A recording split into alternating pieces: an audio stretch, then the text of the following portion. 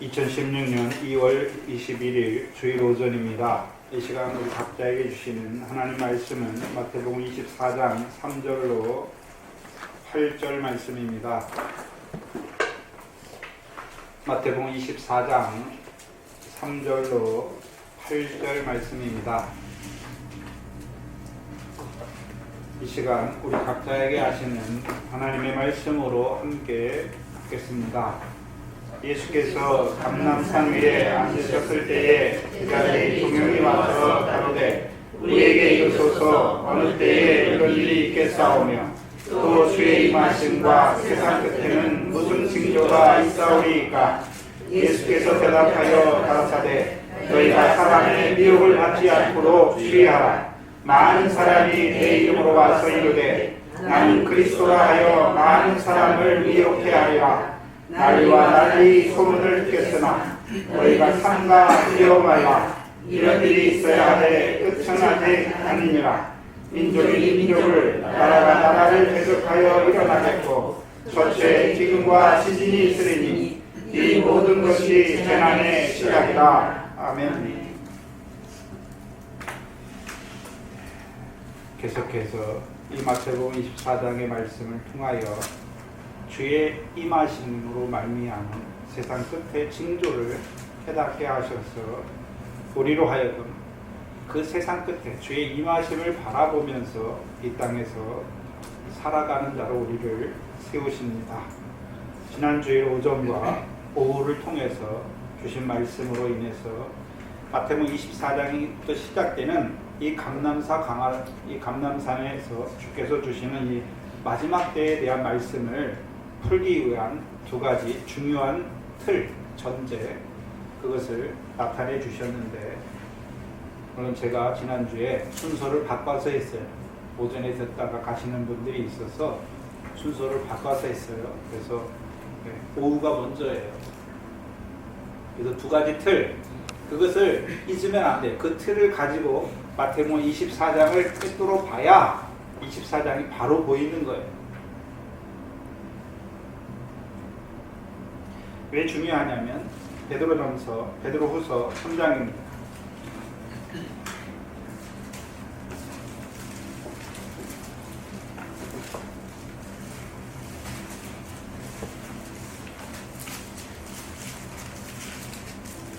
(3장) 14절로 16절을 보시면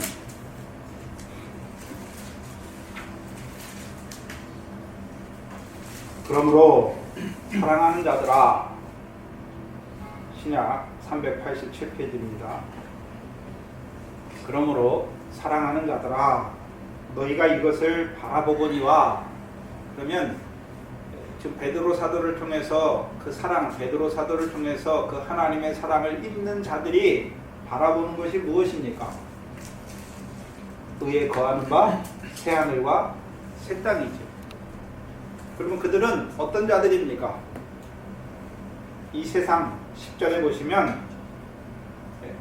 그러나 주의 날이 보적같이 오리니 그날에는 하늘이 큰 소리로 떠나가고 체질이 뜨거운 풀에 풀어지고 땅과 그 중에 있는 모든 일이 드러나리로다. 이 모든 것이 이렇게 풀어지리니 하늘과 땅에 있는 모든 것이 불로 말미암아 녹아지는 것을 말씀하죠. 그것을 바라보는 자들. 그러니까 이들은 이제 이 세상에 영원히 있을 것이 아니라 이 세상 끝이 있을 것을 바라보는 자들이죠. 근데 이 세상이 끝나면 모든 게 다 끝나는 것이 아니라 주의 오심으로 말미암아 뭐가 시작됩니까? 의에 거하는 바 새하늘과 새 땅이 있는 것을 바라보는 너희들을 말하는 것이죠. 근데 새하늘과 새 땅은 뭐가 거하는 것입니까? 의에 행하는 바가 거하는 거예요. 그럼 우리가 이 땅에서 어떻게 살아야 됩니까?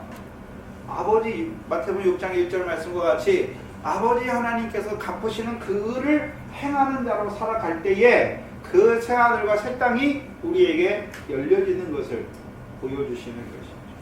곧 인자가 자기 영광으로, 아버지의 영광으로 오실 때에 각 사람의 행한 대로 갚으시는 그 세상이 새롭게 되는 그 오는 세상을 우리에게 보여주시는 것이죠. 그래서 베드로 사도를 통해서 이 말씀을 받는 자들은 무엇을 바라보고 있습니까? 이 세상은 분명히 끝이 나고 주께서 다시 오실 것입니다. 주께서 다시 오실 때에 우리 각 사람이 행한 대로 갚으시는 것을 바라보는 자들은 이 땅에서 어떠한 자로 살아가는 자들입니까? 이 세상에 속하여 살아가는 것이 아니라, 이 육체에 속하여 살아가는 것이 아니라 거룩한 행실과 경건함으로 그 하나님의 날이 임하기를 바라보는 자로 살아가는 자들입니다. 너희가 이것을 바라보니 주의 앞에 점도 없고 흠도 없이 평강 가운데 나타나기를 힘쓰라. 이것을 바라보는 자들은 무엇을 힘쓰는 자들이 되어야 됩니까?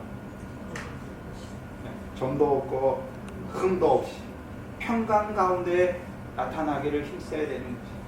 그럼 오늘 마태복음 24장 그 주의 임하심으로 말미암은 그 세상 끝의 징조를 우리에게 깨닫게 하시는 목적이 무엇입니까? 단지 주께서 오시는 그 징조가 무엇인지를 분별하기 위해서 우리에게 깨닫게 하시는 것이 아니라 이제요 점도 없고 흠도 없이 평강 가운데 나타나는 자로 살게 하십니다. 근데 여기 15절에 보시면 또 우리 주의 오래 참으심이 구원이 될 줄로 여기라.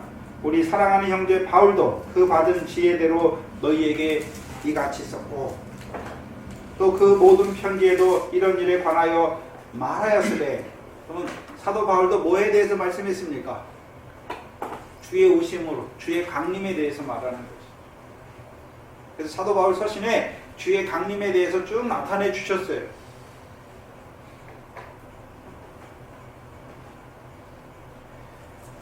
또 그 받은 모든 편지에 이런 일에 관하여 말하였으되 그 중에 알기 어려운 것이 덜어 있으니 무식한 자들과 굳세지 못한 자들이 다른 성경과 같이 그것도 억지로 풀다가 스스로 멸망에 이른.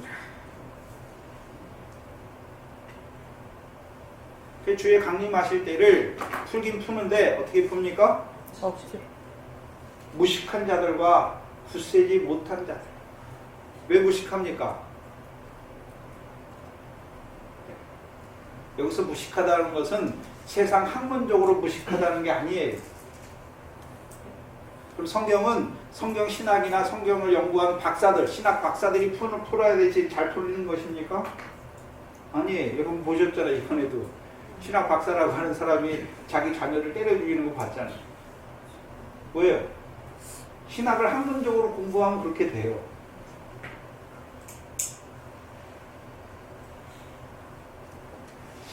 신학의 본래의 뜻이 뭐냐면 사람이 공부하는 게 신학이 아니에요. 하나님이 말씀하는 것을 우리가 복창하는 것, 그게 신학이에요. 왜 무식한 자들이 됩니까? 성경은 하나님께서 열어줘야 풀리는 거잖아요. 사람이 연구해서 아는 게 아니에요. 근데 사람이 연구해가지고 성경을 풀면 어떻게 됩니까? 무식한 자들이 되는 거예요.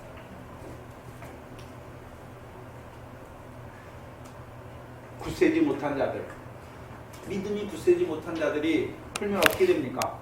그 마지막 때 있을 인자가 오심으로 말미암은 세상 끝의 징조를 보면서 두려워하니까 그 환난 전에 휴거를 말하는 자들이 되어버리는 거죠.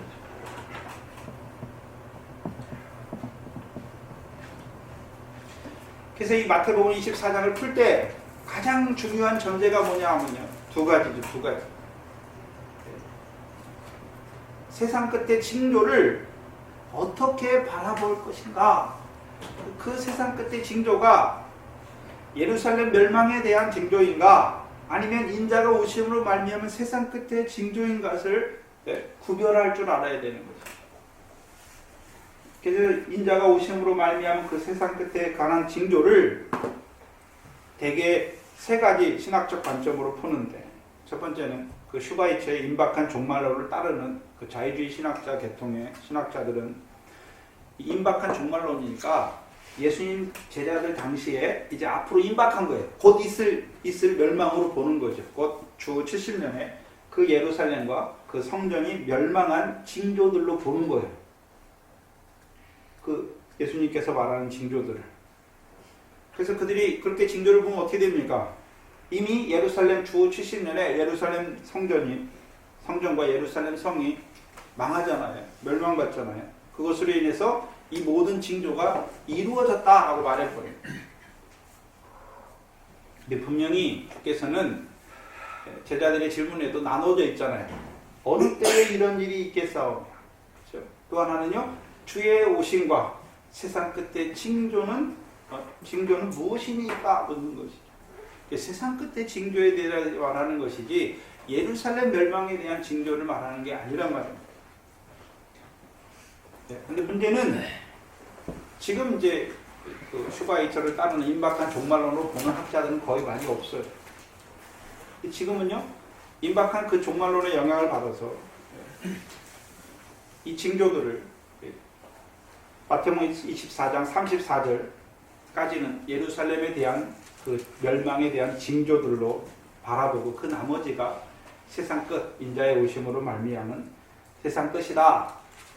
그래서 마태복음 24장 34절을 보시면 이 34절이 기점인데 내가 진실로 너희에게 말하노니 이 세대가 지나가기 전에 이 일이 다 이루리라. 이 한 절을 가지고 여기 나오는 징조들 3절부터 나오는 계속해서 나오는 그 징조들을 예루살렘 멸망에 대한 징조로 해석하는 자들이 있습니다.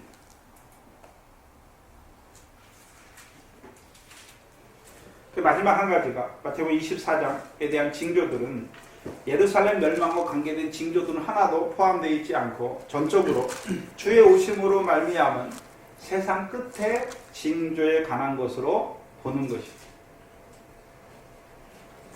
문제는 두 번째, 그렇죠?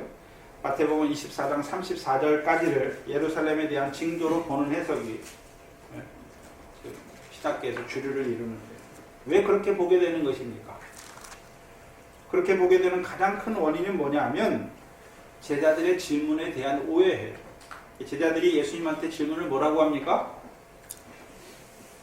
어느 때에 이런 일이 있겠사오며 주의 오심과 세상 끝의 징조는 무엇이니까? 그래서 예수님께서 그 전에 마태복음 24장 감람산 강화 전에 예수님께서 뭐에 대해서 말씀합니까? 예루살렘과 예루살렘 성전에 대한 멸망을 말씀하니까 제자들이 이제 어느 때에 이런 일이 있겠으며 또 주의 오심과 세상 끝의 징조를 연결시키잖아요. 그렇죠? 근데 마태복음이나 어디를 봐도 주께서 주의 오심, 주의 다시 오심, 인자의 다시 오심을 제자들에게 말할 때 마태복음 17장이나 마태복음 19장에서 예루살렘 성전의 멸망과 주의 오심을 결부시킨 적이 없어요. 그리고 다른 서신서 쭉 사도 바울이나 베드로를 통해서 인자가 다시 오실 그 마지막 때를 보여주시면서도요, 예루살렘 멸망과 그 인자 세상 끝의 징조를 같이 연결시켜 놓은 데가 없단 말입니다.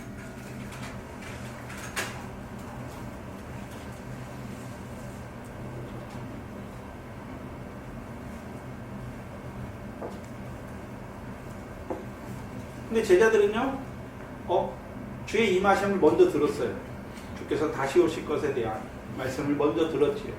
그리고 주께서 예루살렘 성전의 멸망에 대해서 말하니까 그 예루살렘 성전의 멸망과 인자의 오심으로 말미암은 세상 끝을 같이 연결시키고 있는 것입니다.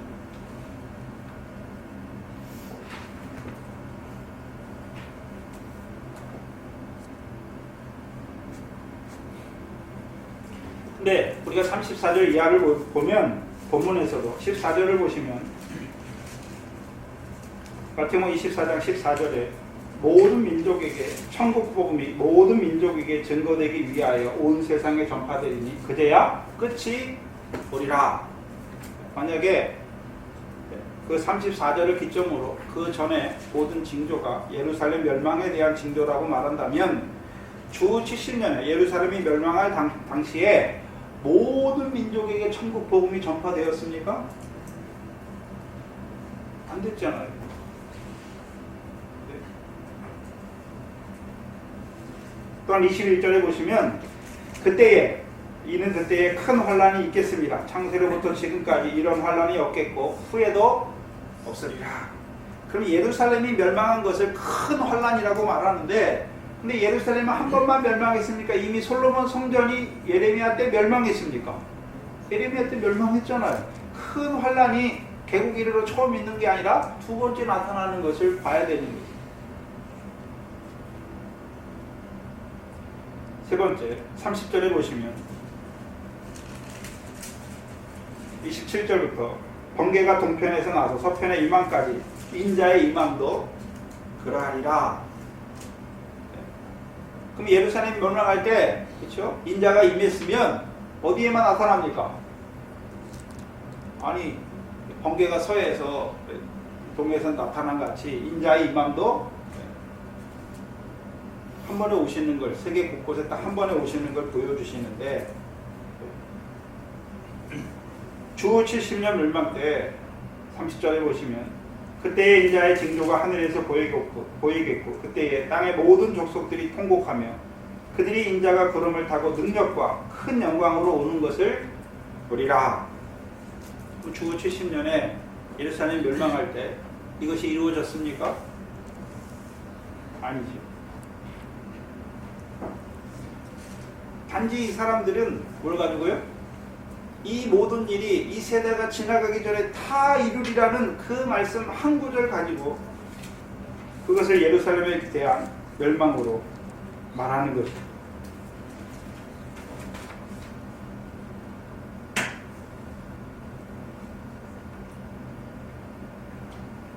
왜 오늘 다시 하냐면 이 두 가지 틀을 딱 갖고 있어야 마태복음 24장을 볼 때 이제 억지로 푸는 것이 아니라 미혹당하지 않아요. 그래서 마태복음 24장 34절에 이 세대를 말할 때는 이 세대는요 예수님 제자들이 살던 세대를 말씀하는 게 아니잖아요. 만약 그때를 말했다면 베드로 사도가 자기가 장막을 벗을 때에 그 베드로 사도 교회들에게 뭐라고 말합니까? 내가 너희를 다시금 일깨워 생각하게 하는 것이 옳다라고 말하고 주의 임하심을 주의 강림에 대해서 좀 말씀하죠. 그게 베드로후서의 말씀이에요. 그 베드로 사도 때 그게 이루어졌습니까?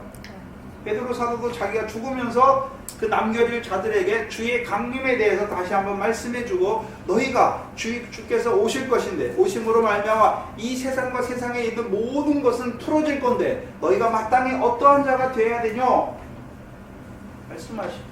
말하는 것이죠. 그럼 베드로 당대에 그 제자들이 살던 당대에 이루어진 것이 아니잖아요. 이것을 왜 그렇게 보냐 하면 마태복음 23장이죠.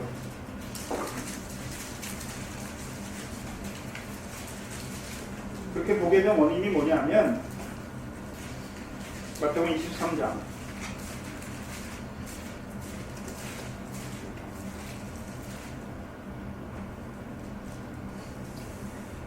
32절 이하에 보시면 너희가 너희 조상의 양을 채우라. 뱀들아 독사의 새끼들아 너희가 어떻게 지옥의 판결을 피하겠느냐. 이 서기관들과 바리새인들을 향해서 주께서 조상의 양을 채우는 자들이라 그리고 지옥의 판결을 받는 자들이라 말씀하고 그러므로 내가 너희에게 선지자들과 지혜 있는 자들과 서기관들을 보내매 너희가 그 중에서 더러는 죽이고 십자가에 못 박고 그 중에 더러는 너희 회당에서 채찍질하고 이 동네에서 저등으로 구박하리라. 유대인들이 이제 서기관과 바리새인들만 그러는 것이 아니라 그들의 교훈을 받은 자들이 하는 일이 무엇입니까? 선지자들을 죽일 뿐만 아니라 선지자를 통하여 증거하신 하나님의 아들을 죽이는 것이죠. 근데 하나님께서는 그 아들을 부활시켜서 다시 살리셔서 우리를 위한 주와 그리스도가 되게 하시고 이제 그 아들을 위한 혼인잔치를 위해서 제자들을 보내시잖아요. 선지자로 지혜 있는 자로. 세 번째는 뭐죠?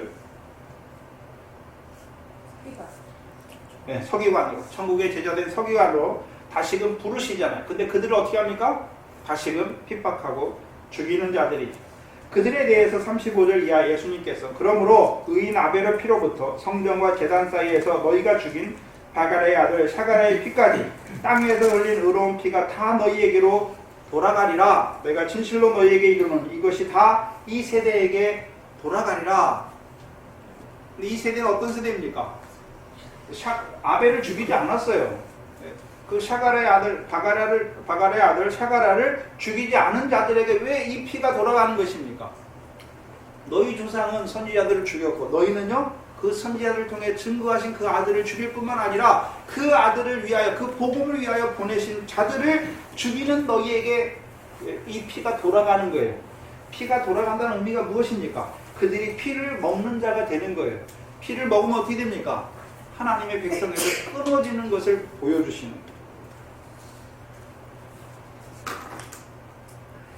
결국 육적 이스라엘이 원래는 하나님의 백성이었어요. 선민이었는데 결국은요 조상의 양을 따라서 결국 그 선지자들의 피를 먹는 자가 될 때는 그들이 창 감람나무에서 꺾이는 자들이 되잖아요. 문제는 그럼 그들에게만 임했습니까? 그들 이후에 모든 육적 이스라엘 자손들이 끊기게 된 것을 보여주시는 것입니다. 끊기게 되는 것을 보여주시는 것입니다. 그럼 그들 세대에만 그것이 임한 것이 아니라 그 다음에 오는 육적 이스라엘의 그 반차를 쫓아서 육적 이스라엘에게 그 씨로 오는 그 육적 이스라엘의 후손들은 이 성령 시대에 성령이 없는 이방인으로 하나님의 백성이 아니라 오히려 이 성령 시대에는 이방인으로 살게 되는 것을 보여주시는 것이죠.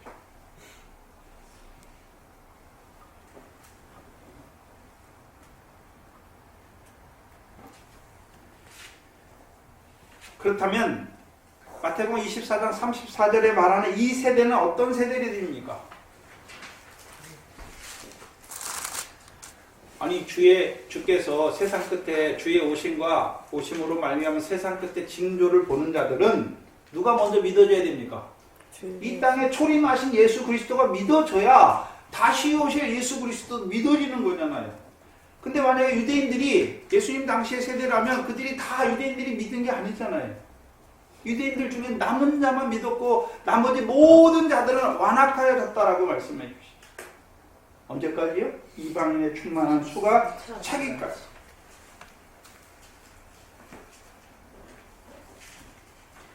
그래서 여기서 말하는 34절에 말하는 이 세대가 지나가기 전에 다 이루겠다라고 말씀하신 것은 그 사도들을 통해서 복음과 성령 시대가 시작되고 그 복음과 성령 시대가 끝나기 전에 하나님께서 분명히 그 인자의 오심을 통하여 세상 끝에 징조를 이루실 것을 말씀하는 것입니다.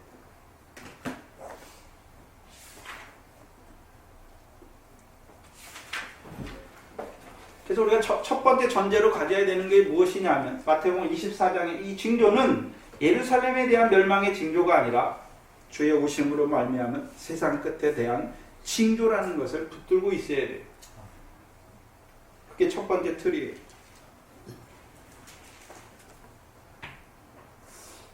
그럼 두 번째, 지난 시간 오전에 했던 것이죠. 주의 오심으로 말미암은 그 세상 끝의 징조를 우리에게 나타내시는 목적이 무엇입니까? 제자들에게 말씀하시고 그것을 성경에 기록해서 오늘 우리에게 하나님의 말씀으로 깨닫게 하시는 이유가 무엇입니까? 그걸 알아야 되는 것입니다. 베드로후서 3장 11절이죠.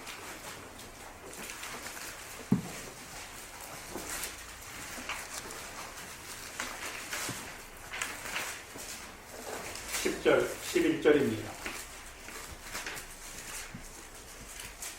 그러나 주의 날이 도적같이 오리니 주의 날은 주께서 다시 오시는 날을 말하는 거죠.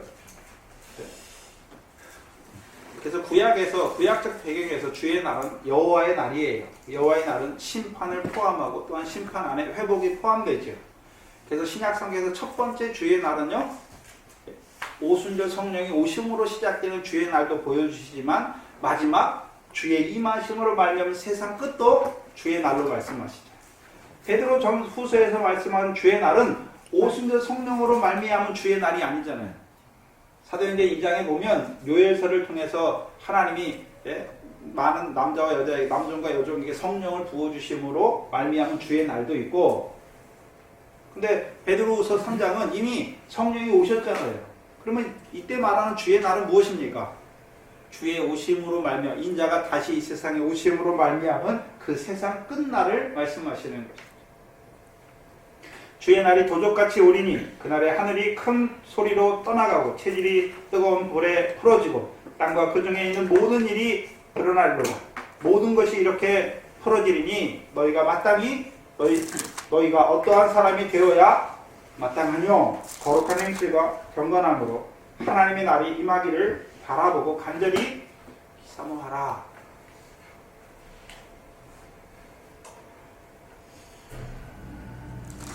인자가 오심으로 말미암은 그 세상 끝날을 깨닫게 하시는 이유가 무엇입니까?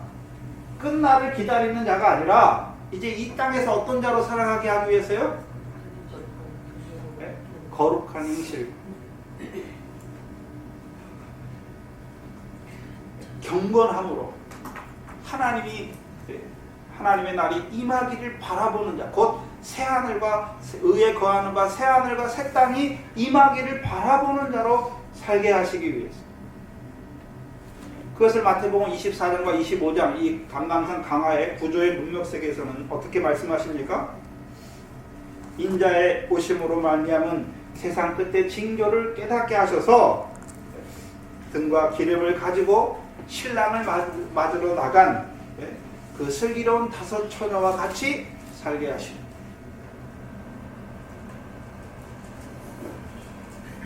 그래서 슬기로운 다섯 처녀의 생활이 무엇입니까? 마태복음 25장에 나오는 세 가지 비유를 통해서 보여주시잖아요. 그래서 등불을 가지고 있잖아요. 등불은 왜 필요합니까? 등불이 없으면 밤에 신랑이 오는지 안 오는지 몰라요. 예언의 말씀이에요. 등불은 인자가 다시 오실 때를 말씀해 주신 그 예언의 등불을 가지고 있잖아요. 근데 문제는 누구만 신랑을 맞게 됩니까? 등만 가지면 안 돼요. 기름을 가져야 신랑을 맞는 자가 되는 거죠. 등불이 꺼지면 만나지 못한단 말이에요. 그래서 우리로 하여금 그 세상 끝의 징조를 깨닫게 하시는 이유가 무엇입니까? 슬기로운 다섯 처녀와 같이 등불을 가지고 신랑이 오시기를 기다리는 자로 살게 하시기 위해서. 그래서 기다리는 삶이 무엇입니까? 마태복음 25장 9조에는 25장 첫 번째 1절에 그때에 라고 말씀하시고 두 번째, 세 번째 달란트와 인자가 자기 영광으로 오실 때 우편과 좌편 그 양과 염소를 분별할 때는 그때가 없어요. 한 번만 그때고, 그렇죠? 신랑을 맞는 그때고. 그러면 그들이 슬기로운 다섯 처녀의 삶이 어떤 삶이었습니까? 재능대로 달란트를 각자 받은 대로 어떻게 했습니까? 작은 일에 충성했잖아요. 우편의 양과 같이 어떤 자로 살았습니까? 줄인 자, 목마른 자, 벗은 자, 나그네 된 자, 감옥에 갇힌 자, 병든 자, 지극히 작은 자 하나에게 하는 자로 살아가는 것이. 우리에게 그 세상 끝에 징조를 깨닫게 하시는 것은 그럼 세상이 언제 끝날 거니까 그때까지 마시고 먹고 놀자. 세상 일도 안 하고 집도 버리고 부모도 버리고 그게 아니에요. 그 시한부 종만들 자들처럼 매달 며칠에 망하니까 세상 뭐 일도 다 팽개치고 자식도 팽개치고 우리 다 거기 갔다. 그게 아니에요. 세상 징조를 깨닫게 하면 어떻게 사는 줄 아세요? 작은 일에 충성해. 하나님 맡기신 작은 일에 더 충성하게 돼 있어요. 또 지극히 작은 자 하나에게 하는 자로 살아가는 거예요. 그 삶을 산 자들이 이제 주님이 오실 때 신랑을 맞아 혼인잔치에 들어가서 주인의 즐거움에 참여하게 되는 것이고 창세로부터 예비된 나라를 상속하는 자가 되는 것이죠. 그럼 우리로 하여금 이 세상 끝의 징조를 주의 오심으로 말미암은 세상 끝의 징조를 깨닫게 하는 이유가 무엇입니까? 우리 하여금 어떤 자로 살게 하시려고요? 주께서 오실 것을, 인자가 다시 오실 것을 바라보면서 이 땅에서 어떤 자로요? 또 예언의 말씀을 가지고 주의 임하시는 날을 바라보는 자로 어떻게 살아야 됩니까? 인자가 자기 영광으로 오시는 때니까 그 영광을 예비하는 자로 살아가는 것이죠. 그래서 우리가 주께서 지극히 작은 일, 그거에 다 뭐가 있습니까? 상이 있어요. 지극히 작은 자 하나에게 하는 자, 곧 형제를 사랑하는 자는 그 열매, 성령의 열매를 맺는 자는 하나님의 나라를 유업으로 얻게 하실 것을 말씀했잖아요. 그럼 주께서 오실 때, 아버지 영광으로 오실 때 우리에게 그 아버지 하나님께 상 받을 일한 대로 갚아주시는 그것을 바라보는 자들이니까 이 땅에서 어떤 자로 살아갑니까? 그 상 받을 일을 하는 것이고 또요 하나님의 나라를 유업으로 얻는 그 열매 맺는 형제를 사랑하는 그 일을 하는 것입니다. 구약에서는 우리가 하나님 사랑해야 되고 우리가 이웃을 사랑해야 돼요. 신약에는 하나님 사랑하는 말이 없잖아요. 네? 신약에는 내 마음을 다하고 목숨을 다하고 뜻을 다해서 주 너희 하나님을 사랑하라는 말이 없어요. 네? 지극히 작은 자 하나에게 하는 것이 내게 한 것이다 말씀하셔서 형제를 사랑하는 것이 하나님을 사랑하는 것을 나타내 주시죠.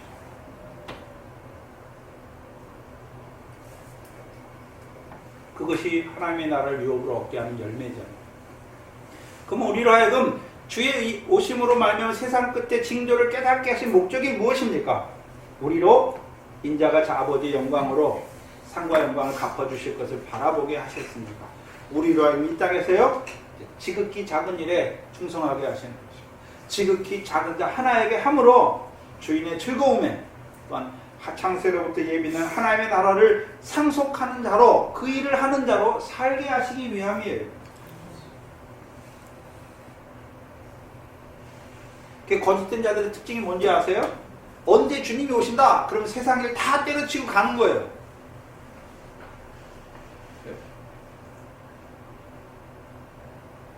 그러나 세상 끝에 징조를 바로 깨달은 자는 어떻게 합니까? 주께서 내일 오신다 그래도 오늘 뭐 합니까? 한 그루 사과나무를 심는 거예요. 그게 상이에요. 그 일 하다 가는 거예요. 그게 전제예요. 그래서 그걸 잊어버리면 뒤에 가서 또 엉뚱하게 돼요. 그래서 마태복음 24장을 푸는 열쇠가 무엇입니까? 세상 끝의 징조, 예루살렘에 관한 징조가 포함되어 있지 않고 오로지 세상 끝에 인자의 오심으로 말미암은 그 세상 끝의 징조라는 것을 먼저 봐야 되는 것이고 또 한 가지는요 우리로 하여금 그 세상 끝의 징조를 깨닫게 하시는 것은 그 세상이 끝날 때만 바라보는 것이 아니라 끝날 것, 세상이 끝나고 이제 다시 세상이 새롭게 되어 오는 세상, 내세가 시작될 것을 바라보니까 그 내세에 합당한 자로 이 땅에서 살게 하시기 위해서. 여러분 이 세상은 끝나요. 네?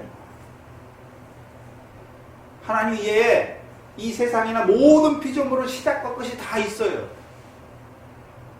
시작과 끝이 있어요. 여러분도 날 때가 있잖아요. 그럼 뭐 할 때 있습니까?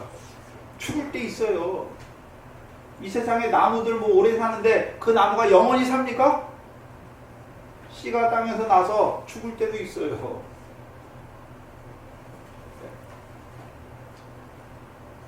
왜요? 이 세상은 하나님이 천지를 창조하셨는데 영원히 두시려고 창조하신 천지가 아니란 말입니다. 그 하나님의 아들들을 이 땅에 밭된 세상에 씨로 보내시기 위해서. 그러면 그 하나님의 아들들이 다 이 세상에 한번 왔다 가면 이 세상이 이제 끝이 오는 거예요.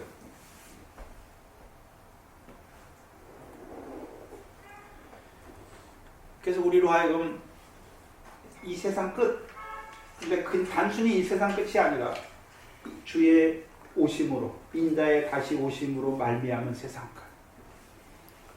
인자가 오실 때 뭘 가지고 오십니까? 아버지의 영광으로 오시다. 그래서 우리에게 각자 행한 대로 갚으실 것을 바라보는 자들, 어떤 자로 살겠습니까? 더 많은 것을, 그 영광을 얻기에 합당한 자로 살리시기 위해서 그 세상 끝을 우리에게, 제자들에게 나타내 주시는 것입니다. 그래서 마태복음 24장을 나갈 때 이 두 가지 큰 틀, 이 전제를 가지고 나가야 돼. 그래야 흔들리지 않아요. 오늘 본문 4절을 보시면 예수께서 대답하여 가라사대, 제자들의 물음에 예수께서 대답하시는데 너희가 사람의 미혹을 받지 않도록 주의하라. 보셔야 되는 건 그럼 사람의 미혹을 받지 않도록 주의하라 말씀하시는 이유가 무엇입니까? 미혹하는 자들이 분명히 있을 것을 말씀하죠. 근데 이들은 무엇을 가지고 미혹합니까? 주의 오심으로 말미암아 세상 끝을 가지고 미혹하잖아요. 자, 창세기 3장에서 그 뱀이 여자와 아담을 미혹하잖아요. 뭐 가지고 미혹합니까? 죽지 않으리.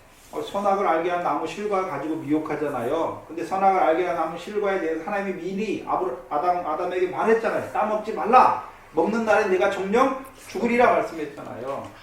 그럼 예수님께서도 인자가 다시 오심으로 말미암아 세상 끝에 대해서 말씀했으니까 그 말씀 가지고 뭐 하는 자가 또 있습니까?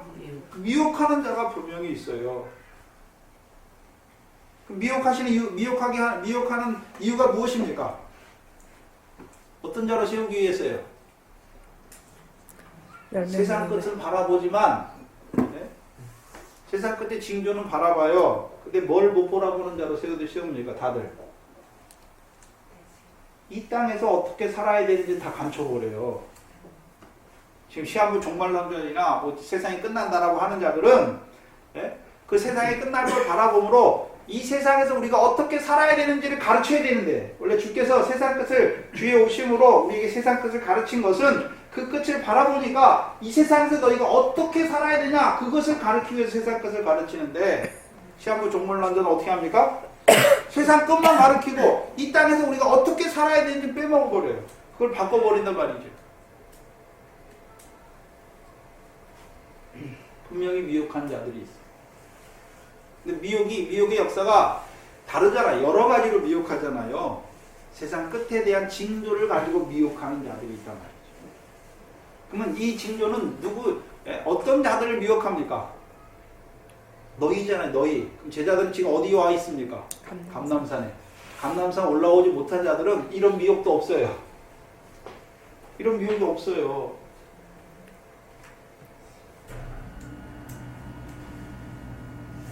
그러면 제자들만 미혹합니까? 제자들로 대변되는 너희를 미혹한다라고 말씀합니까? 너희를 미혹해요. 너희는 무엇을 바라보는 자들입니까? 제자들은 주의 임하심으로 말미암은 세상 끝을 바라보는 자들을 미혹하는 자들이 있어요. 지금 한국 교회가 예수 믿는다고 하는데 주께서 다시 오시는 거 기다리는 사람이 있습니까? 있나요? 네? 예수님이 가시면서 내가 다시 오신다 라고 말씀했고 인자가 자기 영광으로 아버지 영광으로 다시 오실 것을 말씀했는데 네, 한국교회 주께서 다시 오시기를 간절히 기다리는 자들이 많습니까? 없어요. 근데 간절히 기다리는 그들 중에서도 하나님께서 이 미혹한 자들이 미혹할 것을 보여주시는 거예요.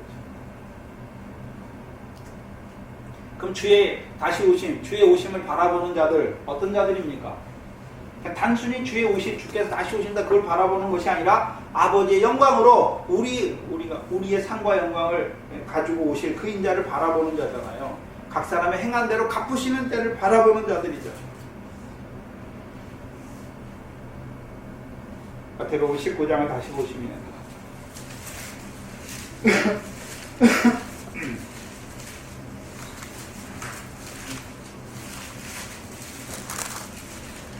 너희가 누구냐? 17절에 이에 베드로가 대답하여 가로되 보소서 우리가 모든 것을 버리고 주를 쫓아싸우니 그런즉 우리가 무엇을 얻으리까? 예수께서 가라사대 내가 진실로 너희에게 이르노니 세상이 어떻게 돼요? 새롭게 되어 인자가 자기 영광의 보좌에 앉을 때에 나를 쫓는 너희도 12보좌에 앉아 이스라엘 12지파를 심판하리라. 그건 12사도에게 국한된 거예요. 19장 27절부터요. 마태복음 19장 27절부터요. 그리고 29절에 이거는 12사도에만 국한된 것이 아니라 12사도와 같이 주의 임하심을 바라보는 모든 자들에게 내 이름을 위하여 집이나 형제나 자매나 부모나 자식이나 전토를 벌인 자마다 여러 배를 받고 또 무엇을 상속합니까? 영생을 상속. 언제요? 세상이 새롭게 되어 인자가 자기 영광의 보좌에 앉을 때. 그러면 인자의 오심을 바라보는 자들은 이제 뭘 바라보고 있습니까? 인자가 오심으로 영생을 상속할 그때를 바라보는 자들이죠. 그럼 이 땅에서 어떤 자로 살아갑니까? 지극히 작은 자 하나에게 하는 하나님의 나라를 유업으로 얻는 그 열매 맺는 생명으로 살아가는 자들이에요. 곧 참 감람나무의 가지예요. 하나님과 사람을 영화롭게 하는 그 삶을 살아가는 자들. 근데 문제는 그들도 미혹해 하는 자들이 있을 것을 보여주시는 것입니다. 그래서 너희가 사람의 미혹을 받지 않도록 주의하라 말씀하세요. 마가복음 13장을 보시면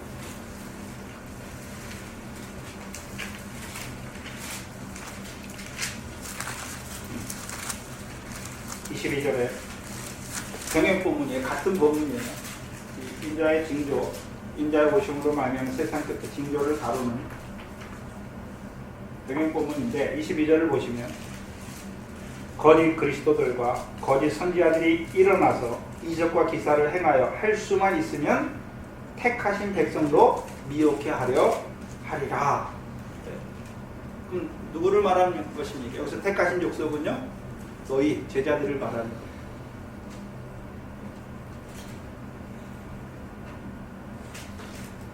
그럼 제자들을 택했는데 어떤 자로 택했습니까? 참 감람나무의 가지로 택한 거예요. 하나님과 사람을 영화롭게 하를 가지로 택했잖아요. 그래서 요한복음 15장을 보시면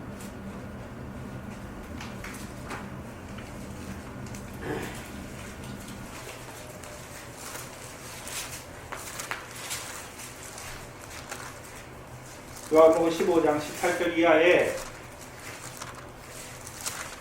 요한복음 15장 18절 이하에 세상이 너희를 미워하면 너희보다 먼저 나를 미워한 줄로 알라. 여기서 너희는 어떤 자들입니까? 제자들은 제자들인데 그 앞에 17절을 봐야죠. 내가 이것을 너희에게 명함 너희로 서로 사랑하게 하려 함이라. 그래서 주의 새 계명 아래 살아가는 자들. 새 계명이 무엇입니까? 서로 사랑하는 자들, 서로 사랑하라. 내가 너희를 사랑하고 너희도 서로 사랑하라 말씀하셨잖아요. 그들을 세상이 미워하면 너희보다 먼저 나를 미워한 줄 알라. 너희가 세상에 속하였으면 세상이 자기의 것을 사랑할 터이나 너희는 세상에 속한 자가 아니라 도리어 세상에서 나의 택함을 입은 자다. 그러니까 세상이 너희를 미워한다. 그럼 세상에서 택함을 입었잖아요. 어떤 자로 택함을 입은 자들입니까? 사랑의 열매를 맺게 하시고 택하심을 입었잖아요. 그럼 사랑의 열매를 맺는 자들은 뭘 유업으로 받는 자들입니까? 하나님의 나라를 유업으로 얻을 자로 택하심을 받은 자들이에요. 20절에 이들은 어떻게 합니까? 내가 너희더러 종이 주인보다 더 크지 못하다 한 말을 기억하라. 사람들이 나를 핍박하였은즉 너희도 핍박할 터이요 내 말을 지켰은즉 너희 말도 지킬 터이다. 그럼 이들은 먼저는 무엇으로 택함 받았습니까? 하나님 나라를 유업으로 얻을 열매 맺는 백성으로 택함 받았고 새 언약의 백성으로 택함 받았고 더 나아가서는요 핍박을 위하여 택함을 받은다.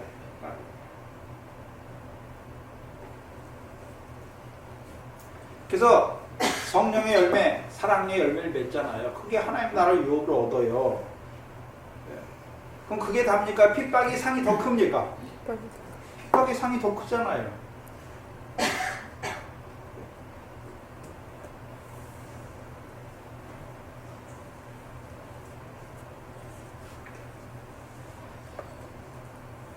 그래서 여기서 말한 너희는 참 감람나무 가지로 택함을 받은 자들이에요.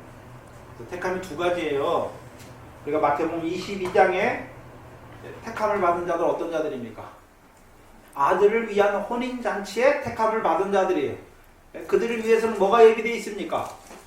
오찬이 예비되어 있고 여기 마지막 때에 인자의 오심으로 말미암은 징조 세상 끝에 징조로 말미암아 택함을 받은 자들은 참 감람나무 가지 슬기로운 5처녀를 통해서는요 어떤 자로 택함을 받은 자들입니까? 혼인잔치. 근데 거기 혼인잔치는요 아들을 위한 혼인잔치가 아니라 누구를 위한요? 신랑을 위한 혼인잔치에 택함을 받은 자들이에요. 그게 참 감람나무 가지.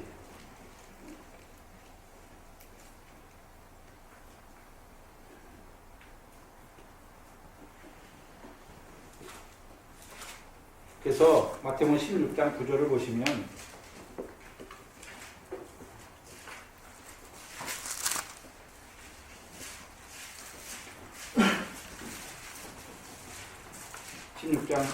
마태복음 16장 21절 이하의 구조예요. 이때로부터 예수 그리스도께서 자기가 예루살렘에 올라가 장로들과 대제사장들과 서기관들에게 많은 고난을 받고 죽임을 당하고 제3일에 살아나야 할 것을 제자들에게 비로소 가르치는 거예요. 비로소. 그 전에도 가르치고 싶었는데 가르칠 수가 없는 거예요. 이제 비로소 가르쳐요. 언제요? 반석의 믿음이 될 때. 음부의 권세가 무엇인지를 분별하는 그들에게 이제 비로소 뭐에 대해서 가르칩니까? 죽임당하고 고난받고 제3일에 살아나야 할 것을 가르치시는 거예요. 이것이 무엇입니까? 감람나무 가지가 되게 하시는 거예요. 이제 핍박과 죽임을 당하는 자로 가르치시는 거예요. 그러면 주님만 죽어야 됩니까? 너희도 나를 따라오라 말씀합니까? 너희도 나를 따라오라. 그래서 24절에 이게 예수께서 제자들에게 이르시되 아무든지 나를 따라오려거든 자기를 부인하고 자기 십자가를 지고 나를 쫓을 것이니라. 25절에 누구든지 제 목숨을 구원코자 하면 잃을 것이요 나를 위하여, 다른 복음서에는 나와 복음을 위하여 자기 목숨을 잃으면 찾으리라. 그걸 말씀하시고 이제 27절에 인자가 아버지의 영광으로 올 때 각 사람의 행한 대로 갚아주실 것을 말씀합니다. 여기서 각 사람의 행한 대로 갚아주는 자들은 어떤 자들입니까? 주와 복음을 위하여 자기 목숨을 잃은 자들이에요.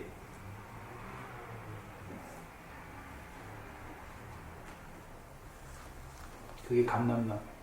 그래서 우리를 감람산으로 이끄시는 목적이 무엇입니까? 이제 핍박과 죽음의 자리, 주를 위하여 죽는 그 자리에 세우시기 위해서 올라오게 하시는 거예요. 신부로 세우시기 위해서.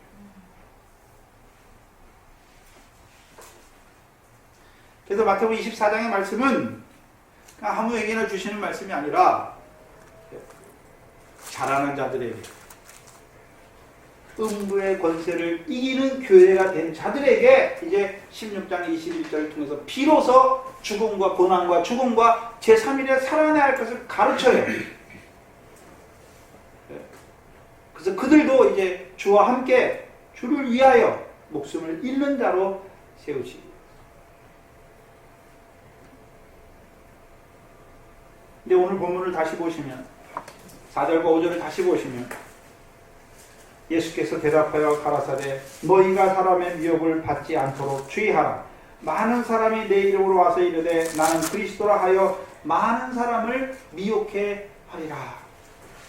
두 개를 구별해서 써요. 너희와 많은 사람을 구별해요.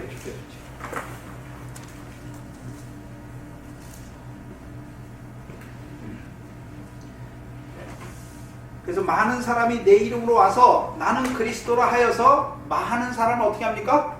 미혹해 하잖아요. 미혹해. 근데 제자들 너희에게는 뭐라 했습니까? 사람의 미혹을 받지 않도록 뭐 하라고요? 주의하라. 그러니까 조심해야 될 것을 말씀하잖아요. 근데 많은 사람에 대해서 뭐라고 말합니까? 주의하란 말이 없어요. 미혹해 하리라 했으니까 미혹의 역사로 말미암아 많은 사람이 그 미혹에 떨어질 것을 말씀하는 것입니다. 어떤 자들이 떨어집니까? 믿음이 자라지 못하는 자는 다 떨어지게 돼 있어요. 네, 그래서 19절에 마태복음 24장 19절에 그날에는, 주께서 다시 오시는 그날에는 아이벤 자들과 젖먹이는 자들에게 화가 있다. 너희 도망하는 일이 겨울에는 안식일이 되지 않도록 기도하라 말씀하잖아요. 어떤 자들에게, 어떤 자들은 다 미혹됩니까? 어린아이들. 젖 먹는 자들, 안식일이나 겨울에 떨어진 자들 다 어떻게 됩니까?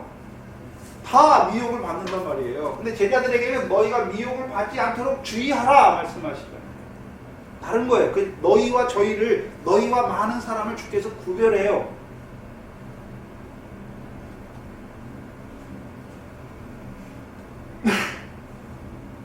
그러면 많은 사람, 미혹을 받는 많은 사람들 어떤 자들입니까? 주의 임하심으로 말하면 세상 끝에 징조에 대해 관심이 없어요. 그게 무슨 말씀인지 알지 못해요. 네? 다른 말로 하면 의에 거하는 바 새하늘과 새 땅을 바라보지 않는 자들이에요. 이 세상이 영원히 있을 것처럼 사는 자들이에요. 주께서 다시 오신다 했는데 그걸 안 바라봐요. 곧 인자가 아버지의 영광으로 또는 자기 영광의 보좌에 앉는 그때를 바라보지 않는 자들이잖아요. 인자가 아버지의 영광으로 왜 오십니까? 왜 아버지의 영광으로 오신다 합니까? 우리가 예수 그리스도 안에서 하나님의 아들이잖아요. 그럼 아들은 뭐가 있습니까? 유업이 있죠. 하나님은 우리에게 뭘 주십니까? 아버지가, 세상 대부분의 아버지가 자기가 재산을 가지고 있으면 자기 죽을 때 자식에게 주잖아요. 자기 가진 걸 주는 거예요. 안 가진 건 못 줘요. 근데 하나님이 가진 게 무엇입니까? 영광의 하나님이에요. 우리에게 뭘 주시기 원합니까? 상과 영광을 주시기 원하시잖아요. 그래서 인자가 아버지의 영광으로 오는 거예요. 왜요? 아들된 우리가 그 상과 영광을 받을 일을 하면 그 일한 대로 주시기 위해서 오시는 거예요. 그러면 미혹을 받는 자들은 뭘 못 보는 자들입니까? 아버지 하나님께서 갚으시는 상을 보지 못하는 자. 왜 보지 못하게 됐습니까? 외식하는 자들. 네? 자기 상을 이미 받게 하잖아요. 쭉정이가 되게 했잖아요. 천국문을 닫았어요. 배나 지옥 자식 되게 했어요. 그들에게 무슨 하늘의 상과 영광이 어떻게 보입니까? 안 보여요. 그들은 다 어떻게 됩니까? 다 미혹에 떨어져요. 다 미혹. 너희는요? 오늘 왜 우리에게 이 말씀 주십니까? 사람의 미혹을 받지 않게 하시기 위해서 주시는 거예요. 구별하게 하시기 위해서 주시는 거예요. 그럼 제자들은 왜 사람의 미혹을 받지 않도록 주의해야 됩니까? 데살로니가 후서 2장입니다.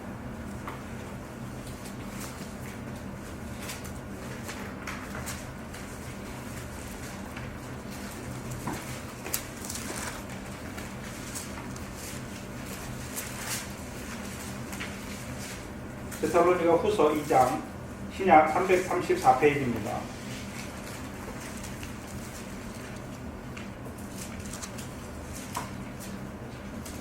후서 2장 1절 2절을 보시면 형제들아 너희에게 구하는 것은 사도 바울이 데살로니가 후서 데살로니가 교인들에게 구하는 게 있잖아요. 뭘 구합니까?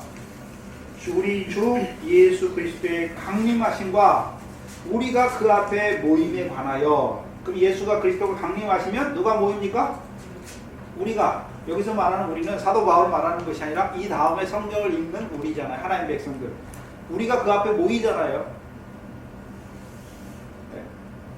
그럼 주께서 강림하신 걸 바라보고 강림하실 때 우리가 그 강림하신 주께서 강림하시니까 아버지의 영광으로 오시니까 그 앞에 모이는 것이죠. 왜 모입니까? 각자 행한 대로 받기 위해서 모이는 것이죠. 근데 모임에 관하여 2절에 보시면 혹 영으로나 혹 말로나 혹 우리에게서 받았다는 편지로나 주의 날이 이르렀다고 동심하거나 두려워하거나 하지 아니할 그것이라. 그럼 어떤 자들이 생깁니까? 두려운 자들 생깁니다. 미혹하는 영. 그 다음에 말로 뭐라고 말합니까? 네. 주의 날이 이르렀다라고 말을 버리잖아요. 그래서요 동심, 마음이 흔들리게 하고 두려워하게 하는 것이죠. 두려워하게 하는 것이죠. 근데 너희는 두려워하지 말라는 것이죠. 그럼 사도들이 너희가 해야 될 일이 무엇입니까? 너희까지 사람의 미혹을 받으면 미혹을 받는 그들 시동하고 주의 날이 온다고 해서 시동하고 두려워하는 그들을 잡아줘야 되는 거잖아. 제자들이 잡아줘야 되는 거잖아요. 그럼 제자들이 그들이 어떤 자들인지 미혹하는 영으로 말미암아 동하게 하거나 동심하게 하거나 또는 두려워하게 하는 자들, 주의 나를 바라보면서 마음이 흔들리거나 동하게 하는, 두려워하게 하는 자들의 역사를 분별해 줘야 되는 거잖아요. 그러니까 너희가 주의하라는 거예요. 베드로후서 3장 1절에 쭉 보시면 베드로 사도가 왜 제자들에게 주의 약속에 대해서 다시 일깨웁니까? 어떤 자들이 주의 강림하심이 없다라고 말을 버리잖아요. 그러니까 뭐라 합니까? 사도 바울이 그걸 변명하잖아요. 네? 아니다. 주께서는 천년이 하루같이 기다린다. 왜? 모든 사람이 회개케 하기를 원한다 라고 말씀하시고, 그러나 주의 날이 임하면 하늘과 땅에 있는 모든 것이 불에 풀어질 것을 말씀해 주시고, 그들의 너희가 어떠한 자가, 그러니까 그것을 그러므로 너희가 어떠한 자가 되어야 마땅하뇨? 베드로가 하는 일이 무엇입니까? 미혹하는 자들이 생겼잖아요. 그러니까 어떻게 합니까? 분별해서 딱 쳐주잖아요. 목회자가 구별하지 못하면 그 마지막 때의 징조를 통해서 이루시는 일이 뭔지를 구별하지 못하면, 그 때를 분별하지 못하면 다 망해요.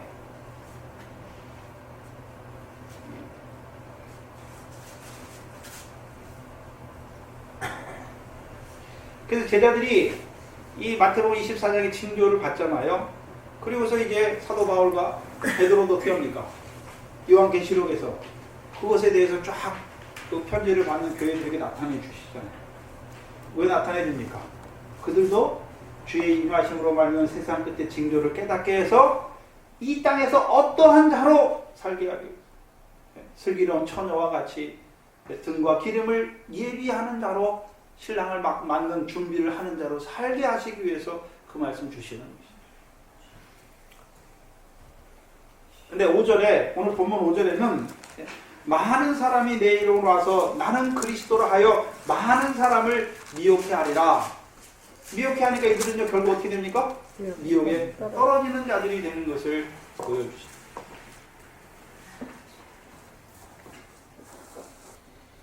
봐야 하는 것입니다. 만약에 마태복음 34장 말씀, 이 세대가 다 이루리라, 그 말씀을 조건으로 해서, 근거로 해서 이 34장 이전의 말씀이 예루살렘이 회파될 때 이루어진 징조라고 말하는 자들, 왜 틀렸습니까? 내 이름으로 와서 내가 그리스도라고 말하잖아요. 그럼 사도들은 분명히 어떤 자들입니까? 부활하신 주님을 만났잖아요. 부활하신 주님 만났어요. 그리고 부활한 주님이 올라가면서 뭐라고 하십니까? 내가 다시 너희에게 너희가 올라감을 본 그대로 다시 올 것을 말씀했잖아요. 그럼 제자들이 자기들이 본 대로 그대로 올라갔다 다시 오셨다면, 만약 주 70년에 다시 오셨다면 미혹받을 이유가 있습니까? 없습니까? 없지요. 그들이 부활하신 주님을 못 봤다면 문제가 되겠죠. 자, 막달라 마리아가 예수님 3년 6개월 동안 쫓아다녔어요. 누구보다 예수님을 쫓아다니고 사랑했잖아요. 근데 예수님이 부활하시고 나서 딱 만났는데 몰라요. 예수님이 자기 앞에 섰는데 알지 못해요. 왜요? 부활체니까. 알지 못하잖아요. 근데 주께서 마리아라 불러주시니까 이제 마리아가 주여 라고 말하는 거죠. 그러면 제자들과 120 문도들은 다 주님의 부활을 봤잖아요. 그래서 주께서 갈릴리에서 하늘로 올라가심을 봤잖아요. 근데 그 주님이 그대로 오실 것을 말씀했으니까 그대로 다시 왔으면 어떻게 못 알아보겠습니까? 당연히 알아보는데 무슨 미혹을 받습니까? 안 받는 것이. 그러니까 이 말씀은 그 예루살렘 회파에 대한 징조를 말하는 게 아니란 말이에요.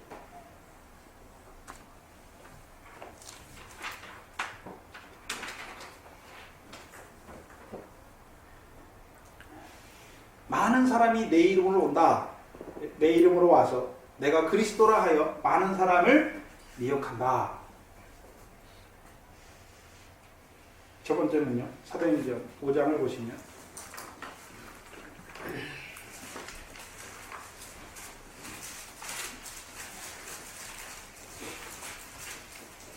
(5장 33절) 이하에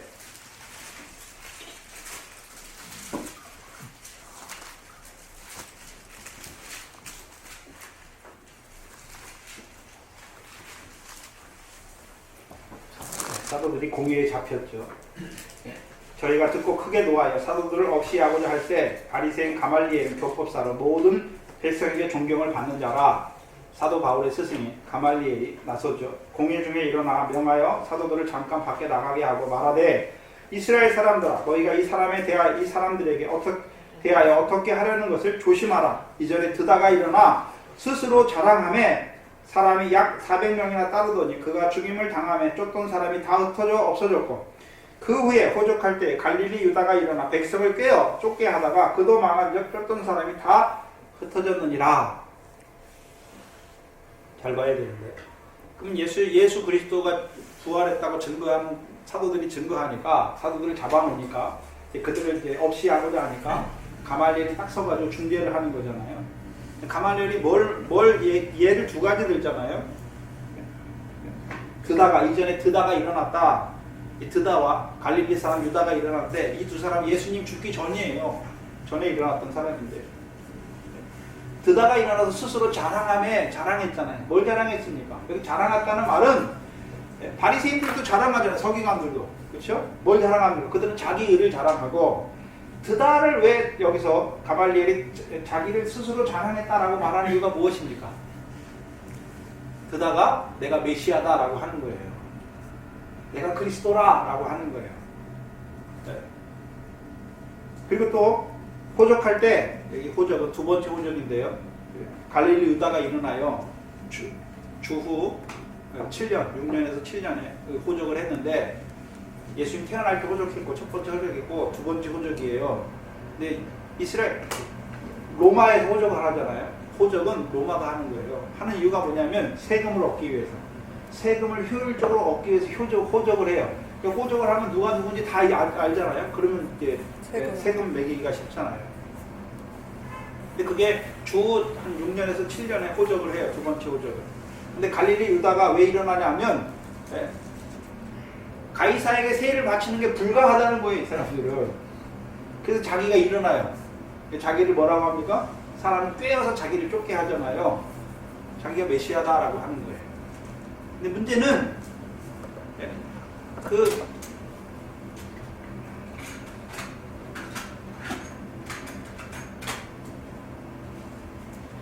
드다나 갈릴리 사람 유다는 자기가 초림한 메시아라는 거예요. 초림한 메시아. 내가 메시아가 안 왔다라는 거죠. 자기가 메시아다라고 하는 거예요.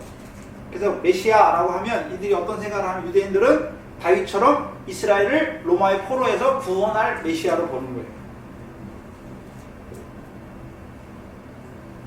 근데 예수 그리스도께서 오셔서 이루시는 구원은 무엇입니까? 죄에서 구원, 바다의 권세에서 구원, 사망에서, 음부에서 구원하는 구원이 있잖아요. 근데 왜 유대인들이 혹합니까? 육신의 구원을 바라보니까.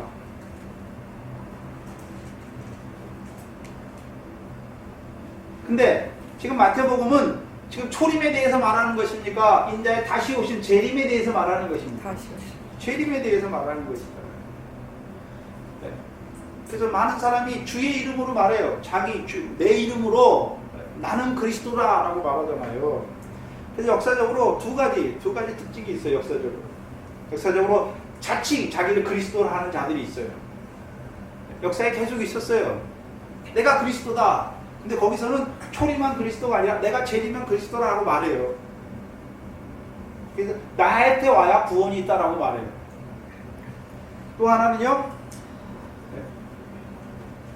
예수님의 재림의 시기나 재림이 어떤 지역에 일어날 것이 구체적으로 자기들이 안다라고 주장하는 자들이 있어요. 그래서 자칭 그리스도라고 하는 자들이 우리나라에도 있잖아요. 박태선이 있었고 문선명이 있었고, 지난번에 영생교 지금 하나님의 교회 안상호도 자기가 그리스도라고 말하잖아요. 자기가 하나님이라고 말할 거래요.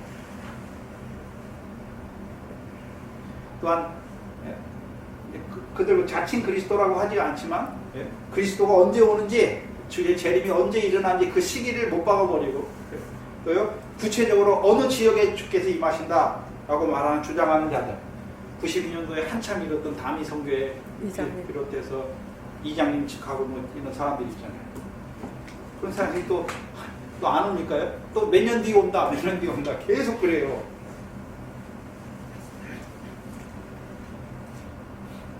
그 재림 때문에 얼마나 많은 사람들이 넘어집니까?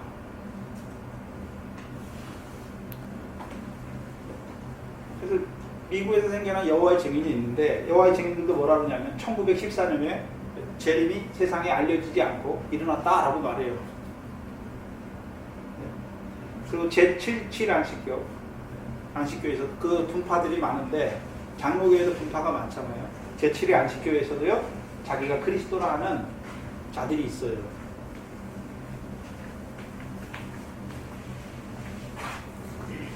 그래서 오늘도 주의 이름으로 와서 자칭 자기가 그리스도라고 말하고 또 그리스도가 언제 올지를 딱 얘기해가지고 많은 사람을 미혹하는 자들이 있어요.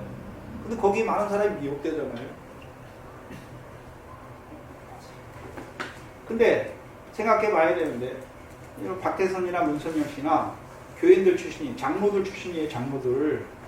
그 사람들이 아무 능력이 없으면 사람들이 안 모이잖아요. 병을 고치고 이적을 행하는 능력이 있어요. 네? 박태선 씨가 장로할 때 사람이 오면 안수기도하고 다 나아요. 네?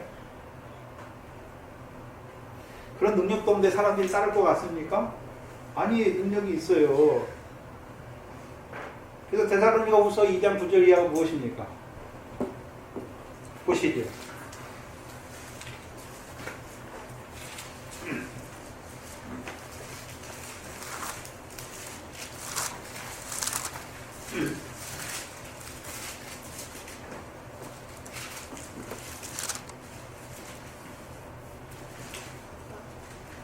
신약 335페이지 보시면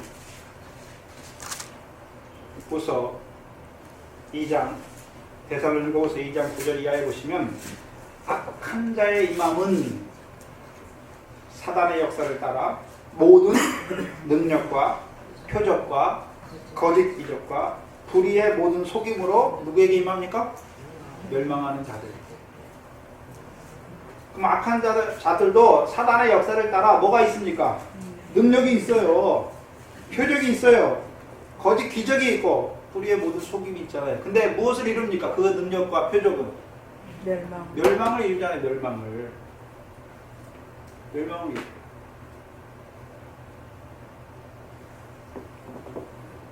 예수님의 표적과 능력은 뭘 이룹니까? 우리로 하여금 예수 그리스도 나타날 때 칭찬과 영광과 존귀를 이룹니다.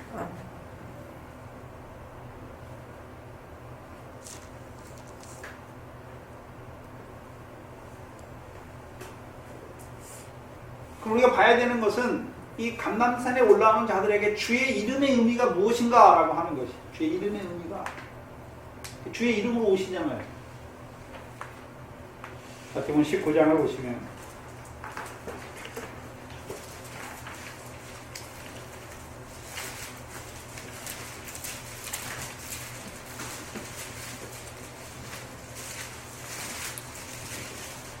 마태복음 19장 28절 29절에 세상이 새롭게 되어 인자가 자기 영광의 보좌에 앉을 때 주께서 다시 오실 때를 바라보는 자들이죠. 그들에게는 주의 이름의 의미가 무엇입니까? 29절이에요. 29절에 내 이름을 위하여. 그럼 주께서 주의 다시 오심을 바라보는 자들에게 주의 이름의 의미는 어떤 의미가 있습니까? 주의 내 이름을 위하여 집이나 형제나 자매나 부모나 자식이나 전토를 버린 자로 살아가는 거예요. 버린 자로. 모든 소유를 판 자로 살아가는 거예요. 주의 이름은. 근데 주의 이름으로 와서 미혹하잖아요. 자, 소유를 판다. 예수 믿으면 소유를 팔아야 돼요. 네? 집도 팔아야 돼요. 아내도 팔아야 돼요. 자식도 팔아야 돼요. 뭐 집 팔아서 교회에 헌금하는 소리가 아니에요. 아내를 팔아야. 아내를 어디다 팝니까? 베드로는 분명히 자기는 모든 것을 버렸다라고 말했는데, 그렇잖아요? 아내 데리고 다니잖아요. 아내. 뭘 파냐 하면 내 아내예요. 내 아내. 내 아내입니까? 하나님이 주신 아내입니까? 그게 소유를 파는 거예요. 내 자식입니까? 하나님. 내가 낳습니까? 하나님. 내 마음대로 할 수 있어야 되죠. 하나님이 주신 자녀예요. 여러분, 내 몸 내 겁니까? 내 몸 내 거면 여러분 마음대로 할 수 있어야 되냐? 안 죽어야 돼요. 첫 번째, 내 몸이 내 거면 내 마음대로 할 수 있어야 돼요. 안 죽어야 돼요. 안 아파야 돼요. 안 늙어야 돼요. 할 수 없어요. 우리는 내 몸이 내 게 아니에요. 하나님의 소유예요. 우리는 하나님의 소유. 잠깐 이 땅에 보내신 하나님, 62표 보내신 하나님의 소유예요. 그게 파는 거예요. 소유를. 그 전까지는 내가 돈 벌어서 내가 산 내 집이었는데 이제는요, 하나님이 잠깐 육신으로 산 날 동안 나에게 육신의 거처를 주신 거예요. 육신의 아내를 주신 거예요. 육신의 자녀를 주신 거예요. 왜요? 그 자녀를 통해서 유업을 얻게 하시고, 그 아내를 사랑하게 하셔서 열매를 맺게 하시고, 그 남편을 순종하게 하셔서 열매를 맺게 하시려고, 자녀를 주 안에서 키워서, 내 자신 내가 키우면 상이 없어요. 근데 하나님의 자녀로 키우면 상이 있죠. 버리는 거예요. 버리는 거예요. 그러면 미혹하는 자들은 어떻게 미혹합니까? 버리는 것이 아니라 세상이나 세상에 있는 것을 다 자기 소유로 삼게 해요. 예수 믿는 사람이 세상에 욕심이 더 있어요. 아내를 그냥 육신의 아내로, 자기 아내로. 여러분, 부부 생활하지만 다음에 부활하면 내 아내입니까? 아니에요. 그때 가서 뭐 천국에 가서 하늘나라 가서도 무슨 여보, 당신, 아버지, 할아버지 그럴 줄 아세요? 없어요. 천사와 동등해 우리는. 단지 이 땅에 사는 날 동안 하나님께서 우리에게 주신 그 직분, 또한 자녀로, 아내로, 남편으로 그 안에서 하나님이 주신 일에 충성한 대로 상을 받는 거예요. 열매 맺은 대로 하나님의 나라를 유업으로 얻는 것이죠. 근데 그럼 미혹하는 자들은 어떻게 미혹합니까? 소유를 파는 자가 아니라 오히려 소유를 더 꽉 붙들고 못 놓는 자로 만들잖아요. 부자 청년이 예수님께 나오잖아요. 내가 어떻게 하면 영생이 얻겠습니까? 계명을 지켜라. 내가 어려서부터 계명을 지켰습니다. 그러니까 예수님께서 뭐라 합니까? 내가 온전하게 갈 텐데 내 소유, 그 재물을 팔아서 하늘에 쌓으라. 가난한 자를 주라. 그리하면 하늘에 내 보화가 있을 것이다. 근데 이 청년 어떻게 합니까? 재물이 많으니까 근심하며 돌아가잖아요. 왜? 소유를 못 파는 거예요. 오늘 한국교회가 문제가 뭡니까? 소유를 팔지 못하는 자로 세운단 말이에요. 곧 하나님 말씀 믿어서 세상 축복, 세상에 쌓는 자로 세워버려요. 세상에서 하늘에 쌓는 자로 세워요. 세상에 쌓는 자로 세우는 것이 그 주의 이름으로 미혹하는 거예요.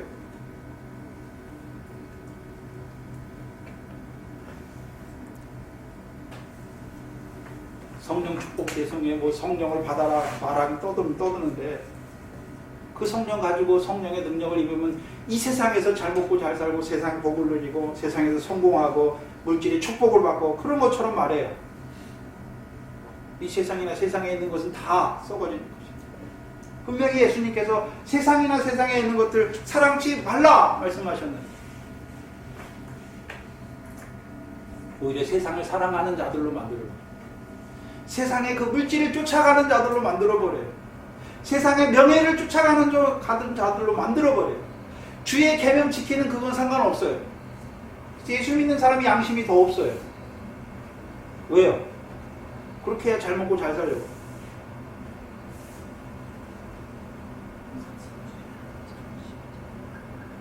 내세의 소망을 바라보는 자가 없어요. 예수 그리스도께서 다시 오실 때 칭찬과 영광과 존귀를 바라보는 자들이 없단 말이에요. 왜 그렇습니까? 미혹하는 자들. 주의 이름으로 뭐라고 말합니까?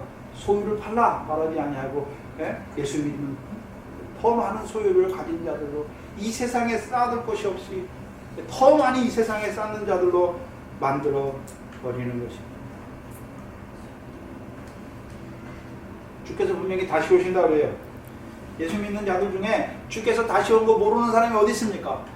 주민 안에 다 먹고 마시고 세상을 즐기는 그 가운데 살아가는 자들로 만들어버려요. 그들은 다 어떻게 됩니까? 다 미혹돼서 다 넘어지게 돼 있어요. 그럼 제자들을 왜 세웠습니까? 천국 복음을 전파해야 될 거 아닙니까? 그들에게 그 하나님 나라의 복음, 그 하나님 나라의 일이 무엇인지 알려주어서 그 아버지 하나님께서 갚으시는 상을 바라보는 자들로 세워야 하는 것이죠. 그게 너희가 할 일이에요. 그게 교회가 할 일이에요. 그게 주의 임하심으로 말미암아 세상 끝을 깨닫는 자들로 세우신 그들에게 주신 사명이에요.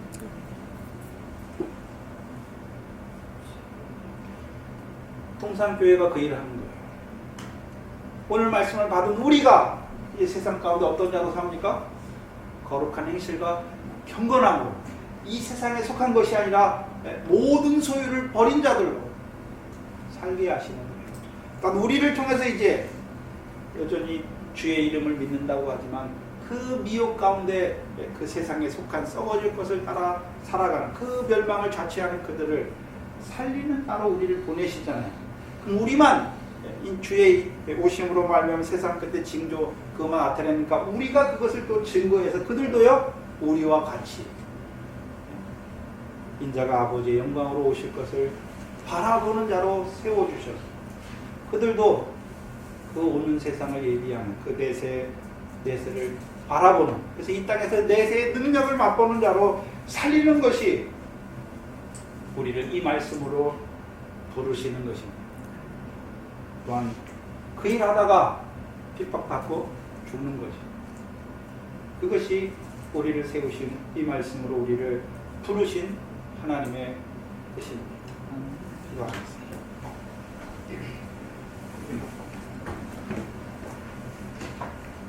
하나님 감사합니다. 무엇이 간데 이처럼 사랑하여 주셔서 우리로 하여금 주의 오심으로 말미암은 그 세상 끝의 징조를 깨닫게 하여 주셔서 먼저는 우리 자신들이 이 세상 가운데 거룩한 행실과 경건함으로 의에 거하는 바 그 새하늘과 새 땅을 바라보는 자로 살게 하시니 감사합니다. 인자가 아버지의 영광으로 오실 때 각 사람의 행한 대로 갚아주실 것을 바라가는 자들, 이제는 모든 소유를 팔고 이제 아버지 하나님께서 주시는 그 영생을 바라보는 자들로 우리를 살리신 아버지 하나님 감사합니다. 이 교회를 영생의 말씀으로 세워주셨어요. 이 교회가 이 영생의 말씀을 인하여 하나님의 백성들로 하여금 그 세상 끝의 징조를 깨닫게 하여 주셔서 잠깐 육신으로 산 날 동안에 그 아버지 하나님께서 갚으시는 상과 영광을 바라보는 자들로 세워가는 더 큰 영광에 참여하게 하는 이 교회가 되게 하여 주시옵소서. 하나님 앞에 나올 때 하나님께서 우리에게 주신 모든 은혜 가운데 구별해야 되는 11조 감사 주일날 아버지 하나님 우리에게 주신 것을 깨닫게 하시고 이제 감사한 마음으로 주께 드리게 하셔서 작은 물질들이지만 하늘에 쌓게 하여 주시니 감사합니다. 우리의 모든 것이 주의 은혜 가운데 하늘에 쌓아지는 귀한 한날 한날들이 이루어질 수 있도록 인도하여 주시옵소서. 또한 하나님께서 우리에게 허락하신 육신의 자녀들을 불쌍히 여겨주시옵소서. 또한 오늘도 그리스도라 하지만 미혹을 인하여서 그 멸망을 자취하는 그들을 위하여 애통하고 기도하는 이 교회가 될 수 있도록 아버지 하나님 붙들어 주시옵소서. 이 교회를 세워주셨사 이제 탐대하게 주의 오심으로 말미암은 세상 끝에 징조를 전파하게 하셔서 그 하나님의 백성들로 하여금 그 새하늘과 새 땅을 바라보는 그 하나님의 백성들로 생육하고 번성케 하는 하나님의 교회가 이루어질 수 있도록 은혜 내려 주시옵소서. 예수님의 이름으로 기도하옵나이다. 아멘.